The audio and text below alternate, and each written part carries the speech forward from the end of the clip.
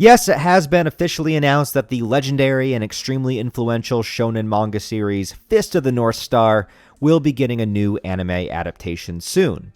And I think this is exactly what we need right now. In a swarm of overly cutesy and waifu-heavy modern anime, we need a true hero to rise up once again to showcase the themes of struggle, overcoming adversity, using strength and power for the protection of the innocent and those that you love, and have a tormented hero that showcases positive masculine values and inspires those around him to do better. Kenshiro is like a post-apocalyptic, hard R-rated Superman, an immensely powerful figure that stands up for the weak and beats the ever-loving crap out of all the bad guys. For anybody that doesn't know, Fist of the North Star, or Hokuto no Ken as it's known in Japan, was a popular manga series created by the writer Buranson and drawn by Tetsuo Hara. It ran through most of the 1980s and became a staple of battle shonen in the genre and something that inspired hundreds of manga creators over time and even to this day. It takes place in the aftermath of a worldwide apocalypse, causing most of the planet to resemble a barren wasteland, and now the world is knocked back to its most primal laws of all time: violence, kill or be killed, and just try to survive. It takes a lot of its inspiration from the Mad Max franchise, having a reluctant wandering hero getting tangled up in the problems of others as they try to fight back against massively strong and evil oppressors.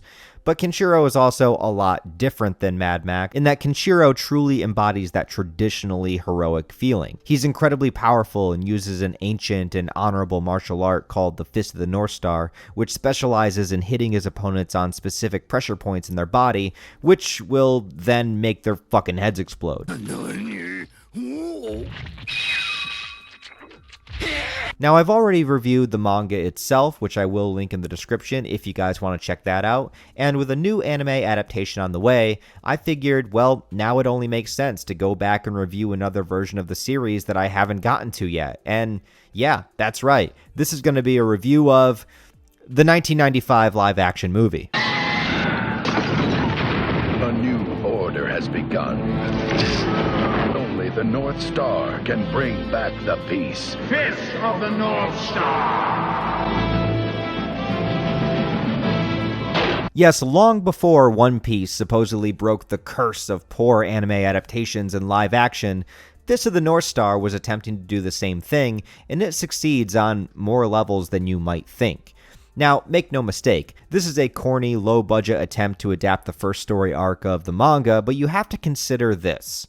This was 1995. Anime in the West was not particularly respected other than in extremely niche communities, and the idea of making a live-action movie based on an anime or manga was nearly unheard of. In fact, correct me if I'm wrong, anybody out there, but I'm pretty sure the only live-action manga before Fist of the North Star was the movie The Guyver from 1991. This movie only coming out a few years later, so to take a risk on a Japanese comic book series when nobody was backing this idea at this point in time, in hindsight, it's so strange that they actually got this made. Now, granted, this was a direct-to-video movie, but still, they were able to do this back in the 90s. Nobody was asking for this, nobody was clamoring for this.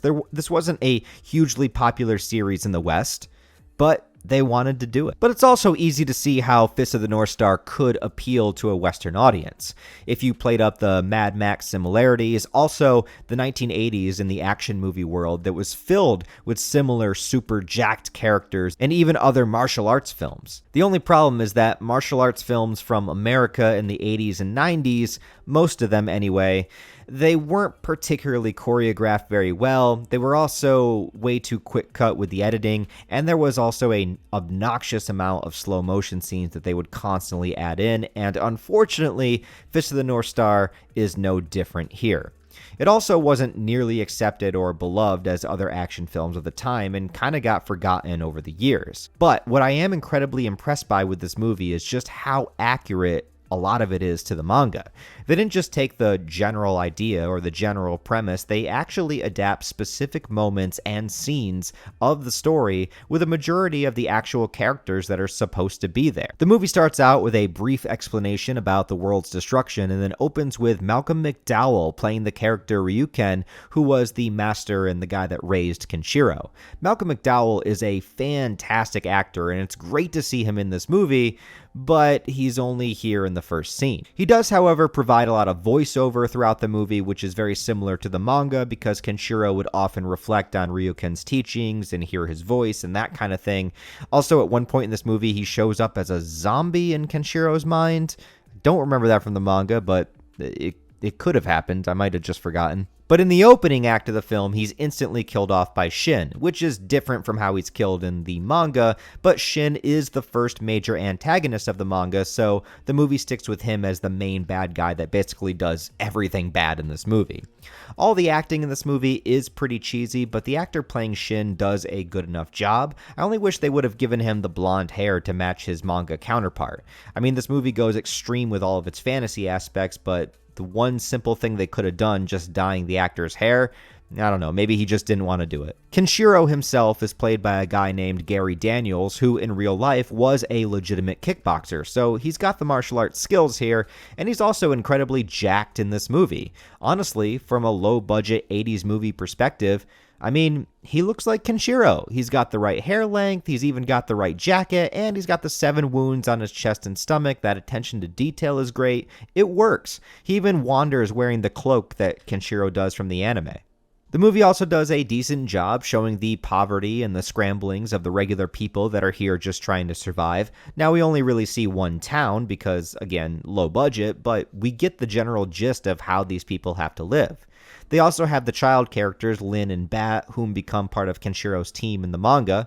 All the major players of the early chapters are well represented here. And when we get the first demonstration of Kenshiro's martial arts power, oh my god. Alright, now I know what you're thinking. It can't be as good as the manga depiction of the sheer levels of violence that would be on display, and you're right, but if you think for a second that the movie is going to nerf Kenshiro in some way or downplay his abilities, well, you would be 100% wrong.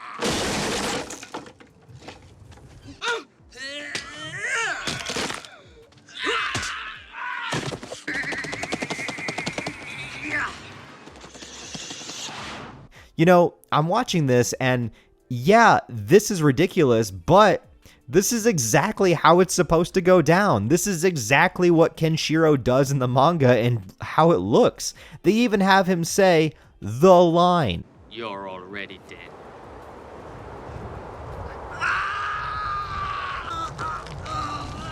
お前はもう死んでいる。何？ For having this scene alone in the movie, I respect this film, alright? They didn't have to do this. They could have just had a regular action scene, but they went for it, and they even had Kenshiro say his most iconic line, and then the bad guy's head explodes. Incredible. The same thing is true with Shin. One of his subordinates tries to give him crap, and he showcases his style of martial arts by ripping the guy's bodies open, and his arms and his tendons, and blood flies out everywhere.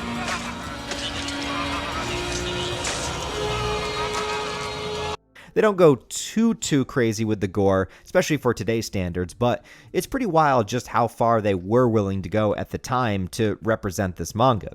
And I have to remind you, nobody cared about anime or manga in the West in 1995, especially movie studios. The fact that they let them be this accurate to the source material is great. Later, they have a training scene with Kenshiro by himself, and I'm a sucker for training montages. He's training hard while recounting his traumatic past, something I think all of us that go to the gym can relate to. Just training hard while we remember a painful moment when we lost the love of our lives, while we manhandle and crush a boulder in our arms at the same time. We've all been here, right fellas? I don't know. Kenshiro saves Bat from a couple of goons and then realizes that Shin's henchmen are the one tormenting the town. Bat is a lot older than how he's introduced in the manga, but even including him here in the movie was a good addition.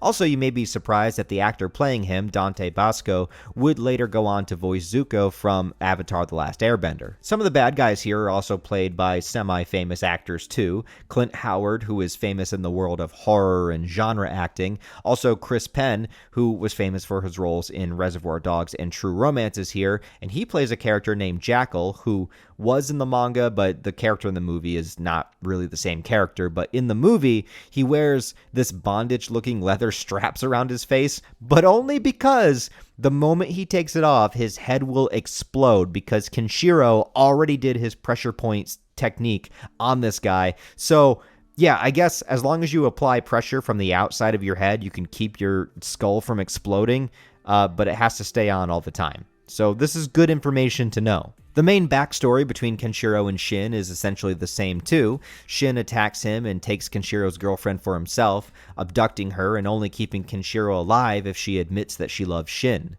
The character is the same as the manga version, but in the manga she's named Yuria, but in the movie she's named Julia. I guess maybe they just thought Julia was more of a regular common name, but he's still named Shin, so I don't know. But it also shows how Kenshiro got his scars, with Shin just using his finger to create what would resemble bullet wounds on the body. And this whole scene is ripped right from the manga, and it's probably the best scene in the movie. Tell me you love me!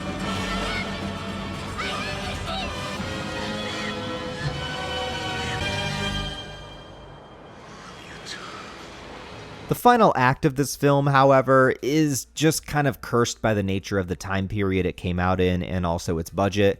Kenshiro heads out to rescue Lin with Bat by his side, and there's a variety of fight scenes and action sequences that happen.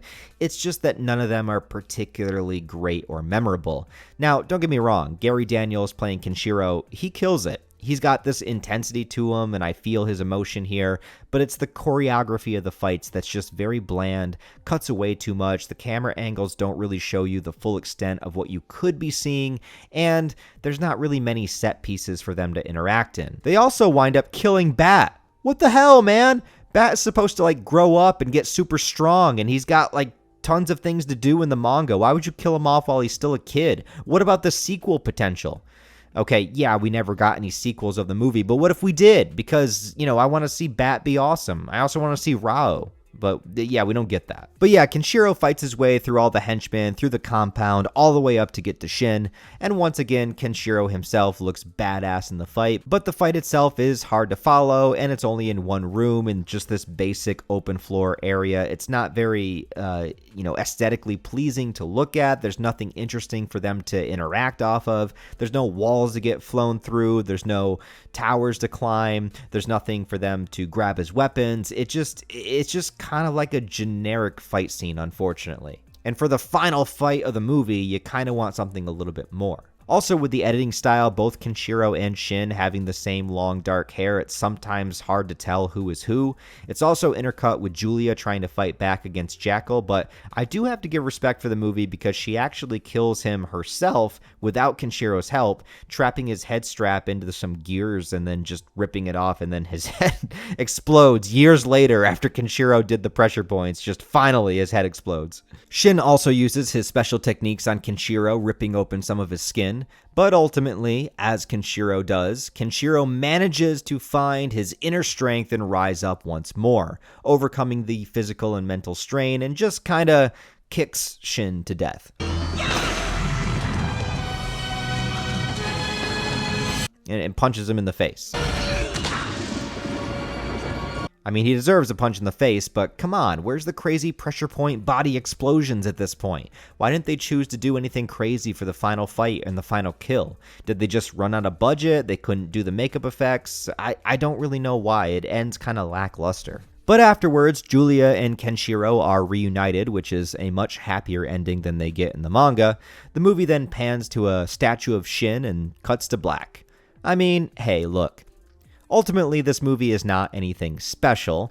If you're not already a Fist of the North Star fan, I can't see what you would really get out of it, but When looking back, people say there's no good anime adaptations in live action, and saying this movie is good might be a stretch, but it's still a hell of a lot more accurate than I ever expected it to be. I'd say this is a better Fist of the North Star adaptation than the Cowboy Bebop Netflix series was. It's better than Dragon Ball Evolution, it's better than Death Note, and it's better than plenty of the others that are out there. It's just that it's older now, that it's kind of been forgotten. But that's exactly why I'm impressed by it. It's a 1995 adaptation of an 80s manga, and it gets the idea across pretty well. I think it just suffers from poorly executed fight scenes and its massively low budget, but everything else about the adaptation aspect of Fist of the North Star is pretty accurate and pretty solid. They only change a few things.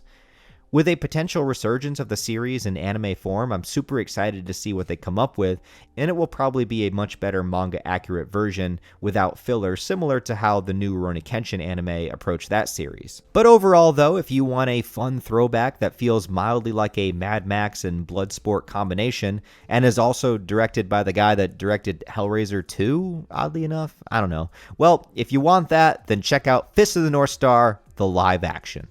Anyways, guys, thanks for watching this video. I do appreciate it. If you enjoyed it, give it a thumbs up and a comment to help it out in the algorithm. If you want to support the channel on a deeper level, I have channel memberships, Patreon, merch store, link down below, along with the various social media links where you can follow me. And other than that, I hope you guys have a wonderful rest of your day, and I'll talk to you next time.